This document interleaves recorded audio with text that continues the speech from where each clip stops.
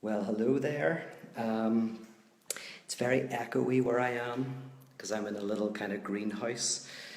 So I hope you can hear me clearly. And I'm in a place called Crawfordsburn. I'm sorry I haven't done one of these for ages. I've been traveling loads. I've been where have I been? Ohio. Had a great time in Ohio. I've been in England and I've been in Ireland. And this is a beautiful place, if I can just show you. This is where C.S. Lewis was inspired, the kind of landscape that inspired Narnia. He actually just down the road is a place called the Crawfordsburn Inn, and that's where C.S. Lewis spent some of his time. He went on his honeymoon there. He would go for walks around the forest area, and I actually, in my Wake Festival, we had a day down here where we looked at C.S. Lewis, did a bit of a critical engagement with his work. And so, yeah, it's a beautiful part of Northern Ireland. So I thought I would repent of my lack of Facebook Lives and come in and say hi. Feel free to comment, ask questions, do the usual. You know the drill by now, I'm sure. I'm going to Let's see if this works. Brilliant. I've already got somebody saying hello. Hey, Andrew. Can you hear me okay? Is it very echoey? Is it clear enough? Anybody can be free to answer me. Well, Andrew just gave me a heart, so I guess that's a yes, I think. Okay, so what am I doing in Belfast? Well, obviously I'm from here. I'm doing some work in the Netherlands and in the UK, and then I'm taking lots of time out to hang around with my family and my friends. I love being home. I love LA, and actually usually if you go into Facebook Live, you will know that I love LA. I'm usually in my dressing gown doing this in the morning, but we're in the afternoon here, so no dressing gown for you today. I've just been spending 2 wonderful weeks just back home. Beautiful weather, beautiful landscape. It's been fantastic. I've been planning my Wake Festival. That's one of the reasons why I'm back. Most of you will know that I run this little festival once a year with 50 people from all over the world, mostly from the US and Canada, but from all over. And we spend 5 days together in Belfast. And we combine talks, music, art, whiskey tasting, pub crawls, and just enjoying each other's company, good coffee, and we explore radical theology, parotheology, and it's called Wake because a wake is an Irish ritual, which is kind of like a party that you have after the death of someone. You kind of like, you drink, you say cheers to the person who's gone, you mourn, but it's also a place of joy. It's a mourning and joy, and it's a letting go of something, bringing something of the dead person with you, but also moving into something else. And so Wake is really where people let something die in their lives. Often it's an old form of religion, maybe an old form of belief, and Wake is kind of a ritual that is about, letting that go and then entering into something new.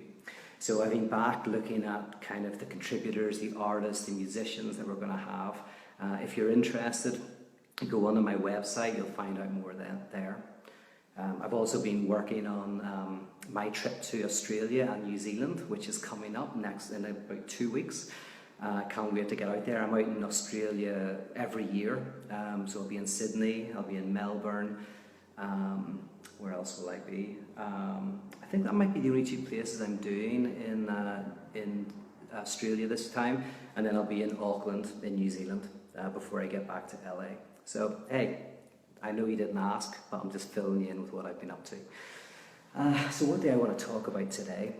Well, I'm just back from an event I did with Rob Bell in Lincoln, which is so much fun. I love working with Rob. The people who I was with were fantastic. I don't know if any of you who are listening to this were at the event, but it was just wonderful. And so I might take up one of the themes that I was exploring there, and then, as I say, you can just right away and ask a couple of questions if you want.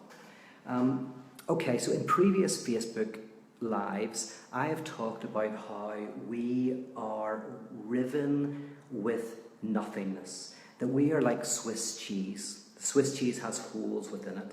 And I talked about that in relation to the way in which to be human is to live between who you are and who you would like to be. And it is also to live between what you have and what you would like to have. Right? So if you go back to some of my old Facebook live videos, you'll hear that. I'm using a thinker called Adam Phillips, who wrote a beautiful book called Missing Out. And basically, from when we're young, we experience this difference between, hunger and, fear and pain whenever we're not with our primary caregiver. And then that experience, that oceanic experience of feeling satisfied and feeling warm, right? And because we kind of oscillate between those two things, we set up this difference, what I have and what I don't. And as we grow, we continue to live in that space between these two. So if I have a friendship with you, I am not just relating to who you are, I'm also relating to who you would like to be. You will have dreams of a life that you would like to have lived, or a life that you would like to live. And that is as much a part of you as the life that you do live. Your dreams, whether it's to be single, or to be married, or to be rich, or to travel the world, or whatever it is, your utopic idea of who you would like to be influences how you live. And it's as much a part of you as everything else. And in the same way, there is who you are, and there is who you would like to be. This also starts off when we're very young. I think I went into the theory of it, I'm not sure. But the basic idea is when I'm young, I have anxieties and fears, just like when I get old. But I realize that in my body, there's a lot of stuff going on. And very early on, I create, through the help of my parents, an image of myself that is strong, that has things together, that isn't anxious. This is called the mirror phase. So I might be frightened and fearful, but somebody tells me you're brave and you're strong and you're good. And I create this kind of image of myself, and it helps allay my anxieties. And as I grow, I continue to have who I am and who I would like to be. When we look in the mirror, often if we're looking good, we've dressed up, we're going to go out on a Saturday night and we feel anxious inside, we look at ourselves in the mirror and we see someone who looks good, who looks in control, who looks sorted. We see a mirror image of ourselves and we go, okay, that's me. Inside I'm feeling maybe socially anxious, but on the outside I look like I've got this together. And again, we live in the space of the in-between. I actually noticed recently, I was talking to Rob Bell about this, but I sometimes go round to his house for dinner. He never invites me, I just go round, knock on the door until he has to let me in. And I noticed that when I'm talking to him normally, I talk about Rob, but when I'm talking about his work, I use the phrase Rob Bell. And his wife pointed this out to me, Kristen. She said, well, why are you saying Rob? Well, Rob Bell is like his kind of like idealized self. And Rob is kind of who just sits and cooks dinner in his house.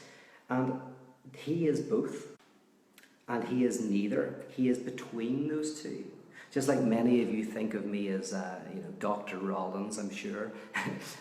Other people know me as a disheveled Irish guy. Now I know that's hard for you to believe, but I might live between an idealized image of myself and this who I really am, and they're both kind of part of who I am, right? So the difference, the space between what I want and who I am, what I have, that space between what I have and what I want is experienced in the anxiety of purposelessness. The sense of, if only I had a certain thing or lived a certain way, then I would have meaning, purpose, fulfillment in my life.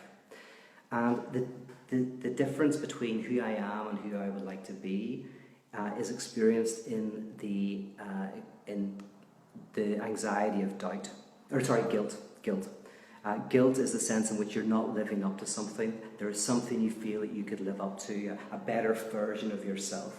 So meaninglessness and guilt are the names that we give to these spaces of the in-between. And as we've already explored in other videos, we try to avoid living in this space. We conspire with people who say, okay, you can have what will make you whole and complete and what will make you the person that you would like to be. Or we conspire with those people who say, put all of those dreams behind you and just accept reality for what it is. But neither of these work completely. We ultimately have to tarry with this sense of meaninglessness and guilt. Even if they're not strong in our lives, to some extent, they're generally there. Now, in my last 3 books, I have used the term sacred object to describe the fantasy object we create that we think will help us escape guilt and meaninglessness, purposelessness, right? The sacred object is the object that I think that if I had that, then I would be happy, content, I could be who I want to be, and not who I am. So this sacred object is this object that we think will just get us out of this space of the in-between. Now there's 3 things about the sacred object, interestingly. The sacred object for us exists, is sublime, and is meaningful, right? So first one, it exists. To exist is to stand out, something you can touch, taste, or see. The sacred object that promises us fulfillment is something that exists until we get it, and then we realize it doesn't. Whatever the sacred object is, we realize it doesn't exist, but we think it exists until we get it, and it doesn't. Secondly, it is sublime and beautiful and wonderful. That's what it looks like to us until we get it, and then we realize it isn't. And then finally, it is meaningful. We think, oh, this will provide meaning in my life if I get it. But once you get the new BMW, the new mansion, the new relationship, the new X, Y, or Z, you realize it doesn't provide that lasting meaning in your life. That's the sacred object. The alternative is what I call the sacred as the depth dimension in objects, right? And that can be described very differently. The sacred as a depth dimension in objects. If you think about it like love. Love is different from the idol because love doesn't exist. To exist means to stand out, something you can touch, taste, see, or feel. But you can't taste or touch or see or feel love. Love does not exist. But love calls everything into existence. When you love someone, you see them not as a mere object, a mere thing, but you see them as a subject. You see hundreds of people every day, but only as things. But if you see someone you love in the street, they stand out from the background as a subject. They exist for you in a way that other people don't. A friend of mine actually was on a train to New York, and she forgot her ticket, and she didn't have any money. And when the conductor asked her for the ticket, like a big guy, she said, listen, I'm really sorry, I don't have a ticket, don't have any money. She obviously looked like distressed, and so he said, oh, don't worry about it. And they eventually got talking, when he came back. They sat down, they showed pictures of each other's kids, talked about their family life. And at the end she said, listen, thanks for letting me off with the ticket thing. And he said, it's okay, he says, it's just lovely to be seen. It's just lovely to be seen. Now, of course, the conductor is seen by thousands of people every day, but he felt that he was seen as a subject in that communication with her. Secondly, love is not sublime. You don't look at love and go, that is beautiful. Love is what says that which is in front of you is sublime. That child, that man, that woman, that cause, that's sublime. And finally, love is not meaningful. Love is what brings meaning into your world. If you believe the world's meaningful in an intellectual way, that there's ultimate meaning behind everything, but you do not love, you cannot help but experience the world as meaningless. And vice versa, if you think the universe is meaningless, but you love. You cannot help but experience it as profoundly meaningful. To love is to experience meaning in the world.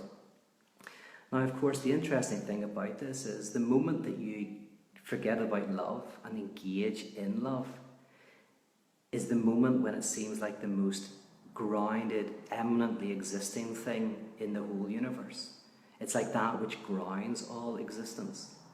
So the sacred object exists until you get it and you realize it doesn't.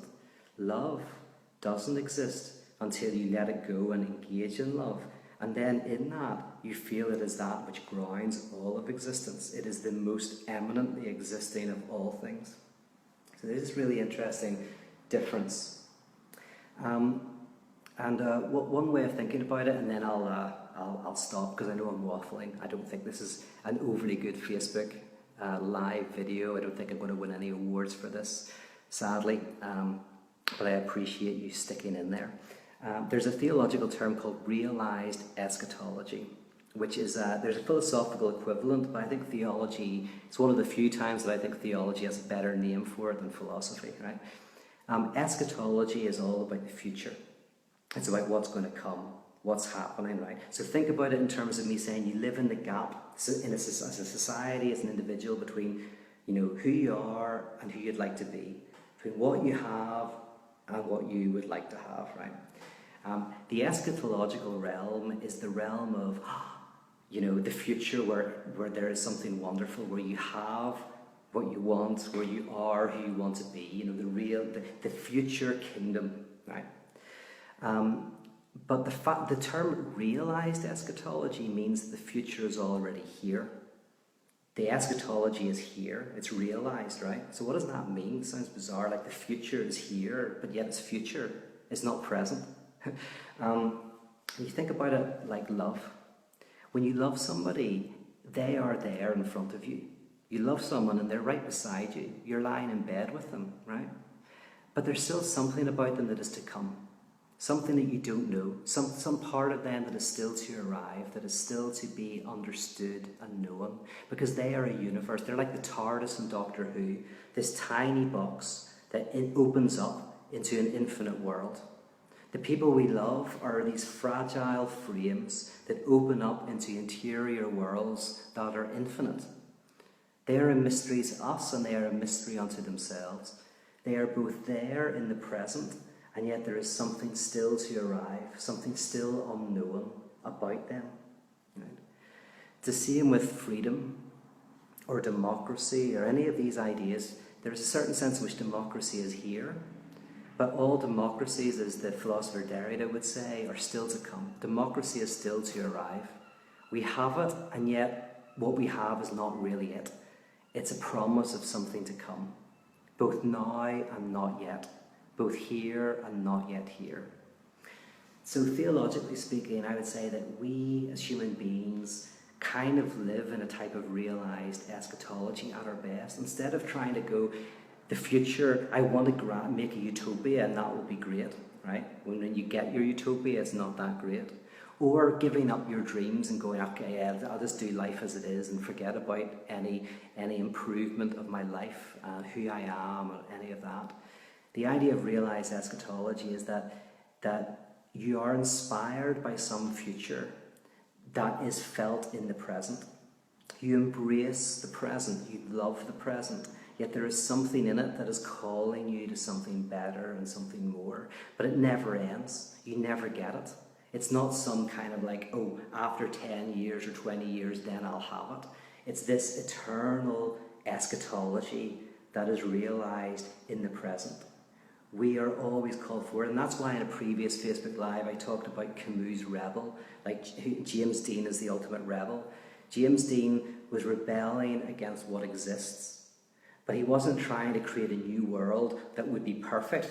It was just to be human is to rebel, to be human is to resist, to give yourself to justice, to give yourself to love, because that is calling you forward to better worlds. But that call is never fully realized. It is realized, and yet it is also still to come.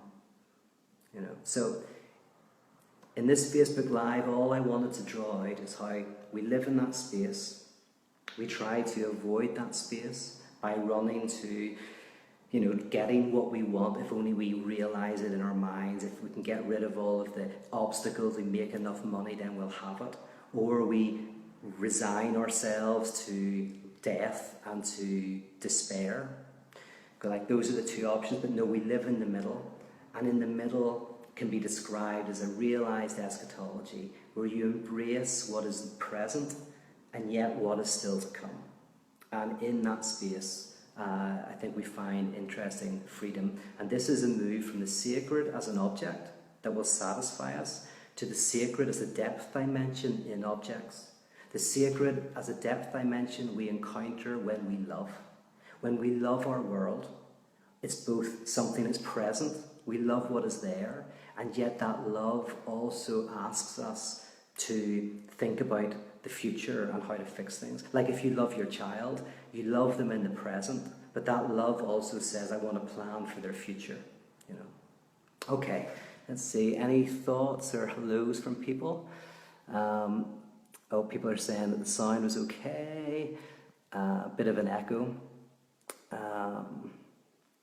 Let's see, someone from Copenhagen, we've got someone from Detroit, we've got someone from Quebec, we've got people from all over. Let's see. Where's the gin, asks Billy. I do actually have some gins next door. I went and bought some really nice Irish gins. My favourite was Gunpowder Irish gin. Very, very good. We do some good gins now in Ireland. There's Naders, who I'm working with to try and create a book of fairy tales. He asks, so how does the past play into this? In that we are because of who we are. Well, we are because of who we were. Aren't we the response to the experiences we've had? We can only deal with where we are because of what we've gone through. I mean, I totally agree with that. Well, one of the issues I have with the New Age saying that the present is all you have, the future is future and the past is past, the present is what we have, the eternal now, live into the now, is simply that psychoanalysis teaches us that the past isn't history. Our past is always present. And if we don't know our past, we're condemned to repeat it. Condemned to repeat the same patterns, the same types of relationships, the same types of problems. Just like a society that doesn't know its history is condemned to repeat it. So an individual that doesn't know their history is condemned to repeat it. Our past is present and actually takes a lot of work to kind of move beyond that so that new possibilities arise, so that we can open up to the future. So what I'm saying, along with Naders, I think, is that we live in the past, the present, and the future. All of these actually play a big part. And the only one I was talking about in this Facebook Live is the future. How we have this, realized eschatology that somehow our vision of the future impacts how we live now. Our ideas of the future impact us. But yeah, maybe I'll do a Facebook Live on how the past also informs us. And the crazy thing is, you can change the past. We're all like time travelers. That's one of the interesting things about the myth of time travel in movies, is that there's a certain sense in which you can reinterpret your past in such a way that your past is different. And this is very exciting, because if you're really depressed, if you've lost someone you love and you can never imagine getting over it, and you're single and you're alone for 10 years and it's devastating, you can potentially come to a place. You might meet someone, you might find a cause, I don't know what it is, but something happens. Let's imagine you meet somebody, and the past becomes like this waiting for them. Suddenly the past is reinterpreted as, if that hadn't happened, I would never have met you. And it becomes like an Old Testament prophecy to the event that's happening now. So the future changes the past, not kind of literally in what happened, but it changes the past in terms of how it impacts you. So we are constantly moving between past, present, and future in our lives. So, don't get too depressed if you think your past is devastating and destructive and awful, because it can be changed, just as it can go the other way. You love someone and you fall out of love with them, and then you look back and you don't understand how you could ever have loved them. And actually, you even don't see it. You look back and think, I don't know if I ever did love them. But it's only because of what happened in the future that changes how you see the past. So everything is up for grabs. Oh, there's Spencer Burke. Hello, Spencer. Let's see. Jessica says, gunpowder for the pyrotheologian. Nice, I didn't think of that, but yeah, maybe that's why it appealed to me. Somebody, I can't pronounce your name, sorry, R-H-E-S-A, which would be Risa? Tell me if I got that wrong. I call it the invasion of future in the present. It's like faith as an evidence of things unseen in the book of Hebrews. An invasion of the future in the present. I really like that. An invasion of the future in the present. Yeah, I like that phrase. So you should use that. Write a book called that. That'd be very cool. Okay, how long have I been talking for? Probably a good half an hour. I hope you're all keeping well. I love seeing friends, people I know, people I've met in my travels, popping on here and saying hi. I really feel like I'm kind of in the room with you. It's very weird, this live experience. I'm basically using my mobile phone. This is the Rollins Industrial Complex, is my iPhone and a Facebook app. This is not exactly a multi-million-dollar enterprise, and I love it. It's incredible. I hope some of you will be at some of the events that I'm doing. I'm doing lots of free events as well. Just go onto my website, and I hope I can coax at least a few of you to come to my next Wake Festival. This will be the 5th year. We've been sold out the last few years, so I kind of imagine we'll be the same this year. So if ever you wanted to go to Ireland and spend a few days just hanging out, check that out. Anyway, thank you so much. And if you've got any ideas of what you'd like me to speak about in the future, please feel free to drop me a line. I'm just going to finish by showing you one more time the beauty that is Crawfordsburn and the land of C.S. Lewis. Imagine why he was inspired by this. It's absolutely stunning. Okay, goodbye.